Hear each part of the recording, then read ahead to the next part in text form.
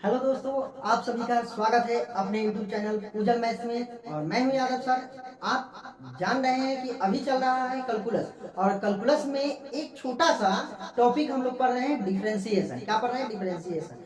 ये दिखने में छोटा है, लेकिन पूरे कैलकुलस में इसी का यूज है। यही डिफरेंशिएशन का पूरे कैलकुलस में यूज है। अगर आप डिफरेंशिएशन का आसानी तरीके से करना जान गए हैं तो फिर पूरे कैलकुलस को सीख गए। और हम बताए हैं कि कैलकुलस एक हौवा बना हुआ है, जो कि सभी टीचर लोग भी और स्टूडेंट भी हौवा, टीचर के साथ साथ स्टूडेंट भी हौवा बनाकर रखे हुए हैं कि ये बहुत टफ है। लेकिन मैं कहता हूँ ये बिल्कुल आसान है, और आसान भाषा में मैं आपको सिखाने वाला हूँ। और आप इससे पहले जो मैं वीडियो बनाए हैं, अगर आप नहीं देखें तो उस वीडियो को देखें और देखेंगे बिल्कुल आसान भाषा में आप कैसे सीखते हैं। आप देखे होंगे कि कैलकुलस के लिए सबसे पहले ये जानना है कि डिफरेंशिएशन में क्वांटिटी और क्वांटिटी, दो प्रकार की क्वांटिटी होते हैं, दो टाइप की क्वांटिटी होते हैं। एक होता है वेरिएबल क्वांटिटी और एक होता है कांस्टेंट क्वांटिटी। वेरिएबल क्वांटिटी का जो वैल्यू होता है वो फिक्स वैल्यू नहीं होता है। ठीक है, वेरिएबल क्वांटिटी का वैल्यू फिक्स नहीं होता है, जबकि कांस्टेंट क्वांटिटी का वैल्यू फिक्स होता है। अब कहेंगे सर ये वेरिएबल क्वांटिटी और कांस्टेंट क्वांटिटी होता क्या है, तो इसके लिए आप मेरा पहला वीडियो है डिफरेंशिएशन का,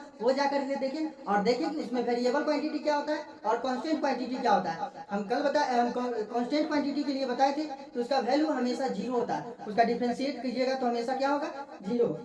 जैसे अगर हम कहें कि कोई भी नंबर ऑफ डिजिट अगर आपको लिख दे, नंबर ऑफ डिजिट लिख दे, जैसे हम कहें कि 4 है, ये क्या है? डिजिट। ये कांस्टेंट क्वांटिटी है और इसका वैल्यू क्या होगा? जीरो होगा। तो हम कहते हैं कि हमेशा कांस्टेंट क्वांटिटी का जो वैल्यू होता है वो फिक्स होता है। कांस्टेंट क्वांटिटी का वैल्यू क्या होता है? फिक्स होता है, जबकि वेरिएबल क्वांटिटी का वैल्यू फिक्स नहीं होता है। ठीक है, जैसे अगर हम कहें x का डिफरेंशिएट करके बताइए तो dx होगा, लेकिन ये x का कुछ भी मान हो सकता है कि नहीं, इसलिए इसका वैल्यू फिक्स नहीं होता है, जबकि जितने भी कांस्टेंट क्वांटिटी होते हैं उनका वैल्यू क्या होता है? फिक्स होता है। ठीक है, तो चलिए हम ऐसा भी बताए थे, नोट में एक लिखा हुआ था, बॉक्स में बॉक्स बना करके आप देखेंगे उस बॉक्स में लिखा हुआ है कि कुछ ऐसे भी कांस्टेंट क्वांटिटी है, कुछ ऐसे भी वेरिएबल क्वांटिटी है जो दिखते हैं वेरिएबल की तरह लेकिन होते हैं कांस्टेंट। ठीक है, तो उसका वैल्यू क्या होगा? जीरो होगा, और उस चीज को एकदम गांठ बांध के आप रख लेंगे। ठीक है, चलिए तो आज देख रहे हैं कि हेडिंग हम लगा चुके हैं ब्रह्मास्त्र फर्स्ट। हेडिंग क्या है? ब्रह्मास्त्र फर्स्ट। इसमें हम ये भी आपको बताए थे कि हमको ये d y by d x का प्रयोग नहीं करना है। ठीक है, ऐसा क्यों? आने वाला वक्त में हम बताएंगे कि ऐसा क्यों। ठीक है, और ये डी जो है ये डिफरेंशिएट का क्या है? साइन है। डिफरेंशिएट का साइन है, और ये वर्ब है। डी है क्या है? वर्ब है। ठीक है, तो चलिए हम देखते हैं, इसको हम पहले पढ़ने के सीख लेते हैं। ये फार्मूला का हमको पढ़ना कैसे, फिर इसका इस्तेमाल कैसे करना है सो हम देखते हैं। ये लिखा हुआ है differentiate function power. Differentiate function, F के मतलब क्या होगा? फंक्शन, और पी के मतलब क्या होगा? पावर। तो differentiate function power equal to power function power minus 1 differentiate function. देखिएगा, differentiate function power equal to power function power minus 1 differentiate function. ठीक है, तो इसको एफ को हम कहते हैं फंक्शन, पी को कहते हैं पावर, और डी को कहते हैं डिफरेंशिएट। डी को क्या कहते हैं? डिफरेंशिएट। ठीक है, तो सबसे पहला काम है कि पावर को लिख लेना है, उसके बाद फिर फंक्शन को लिखना है, फिर पावर में से एक को सेपरेट कर लेना है, घटा लेना है, और फिर डिफरेंशिएट फंक्शन को लिखना है। तो ये कैसे होगा? तो चलिए देखते हैं, क्वेश्चन के माध्यम से सीखते हैं। चलिए अगर हम कहें एक क्वेश्चन लिख दें, differentiate x to the power 5 लिख दें। x टू दी पावर क्या लिख दें? 5 लिख दें। तो हमको कुछ नहीं, डिफरेंशिएट फंक्शन पावर। हम पूछे बाबू बताओ फंक्शन कौन है? आप कहें सर ये तो बिल्कुल आसान, x है। फंक्शन क्या है? x है, और पावर क्या है? 5। तो बताइएगा डिफरेंशिएट फंक्शन पावर तो क्या होता है? पहले पावर को लिख लेना है, ठीक है, उसके बाद फंक्शन को लिख लेना है, पावर में से क्या करना है? एक को घटा लेना, एक को सेपरेट करना है, माइनस कर लेना। तो 5 में से 1 माइनस कीजिएगा तो क्या होगा?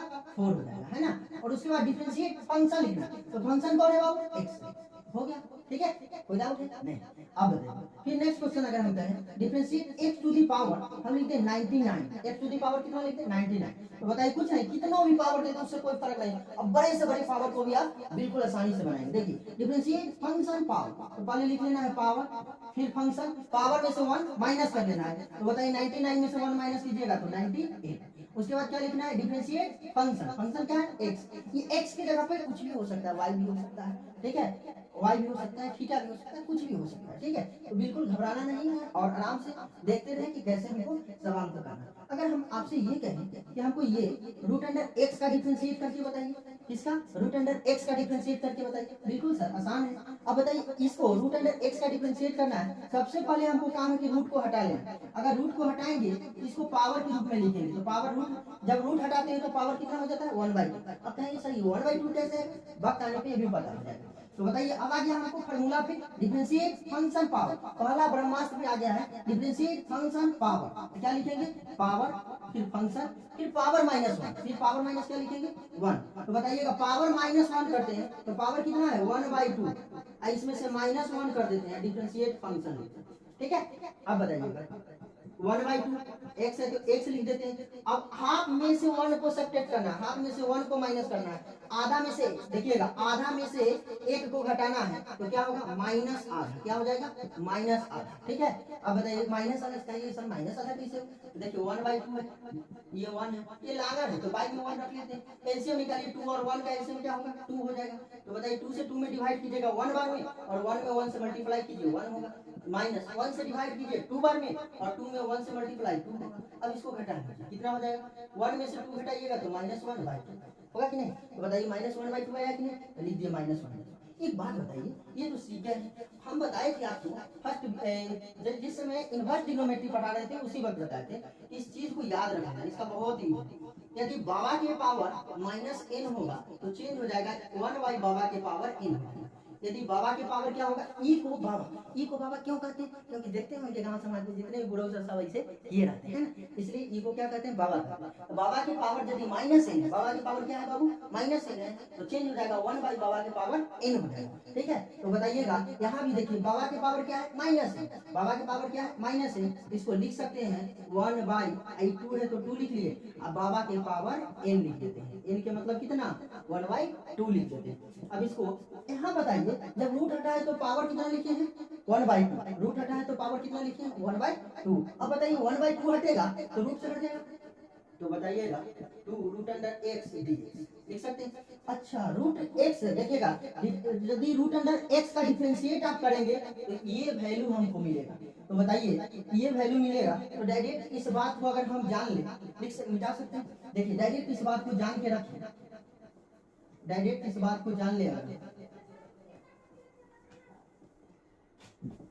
अगर डायरेक्ट हम इस बात को जान लें कि रूट अंडर एक्स का यदि आप डिफरेंशिएट करेंगे तो ये हमको प्राप्त होगा। इसको आपको डायरेक्ट जान के रखना है, इसलिए इसको जान के रखना है, इसलिए इसको जान के रखना है। ठीक है, क्योंकि इसका वैल्यू जो है हमेशा इसको हम डायरेक्ट ऐसे लिखेंगे, जब क्वेश्चन बनाएंगे उस वक्त डायरेक्ट इसका हम रूट अंडर एक्स का वैल्यू हम ये लिख देंगे। ठीक है, अब इसको चाहेंगे तो आप गुना में है, इसको इधर भी भेज सकते हैं। तो बताइए dy/dx यहाँ root under x equal to क्या होगा? 1/2। ये ऐसा लिखा है तो ये नहीं सोचे कि ये गलत है, ये बिल्कुल सही है। ये गुना में इधर आएगा तो डिवाइड में हो जाएगा, है ना? बिल्कुल सही है, एकदम इंतजार करते रहिए, मजे आएंगे, बिल्कुल मजा में हम लोग पढ़ते रहेंगे। ठीक है, चलिए और कुछ सवाल देखते हैं, डायरेक्ट इस बात को याद रखेंगे आप। ठीक है, किसी को कंफ्यूजन हो तो कमेंट बॉक्स में कमेंट करके बताएं। ठीक है।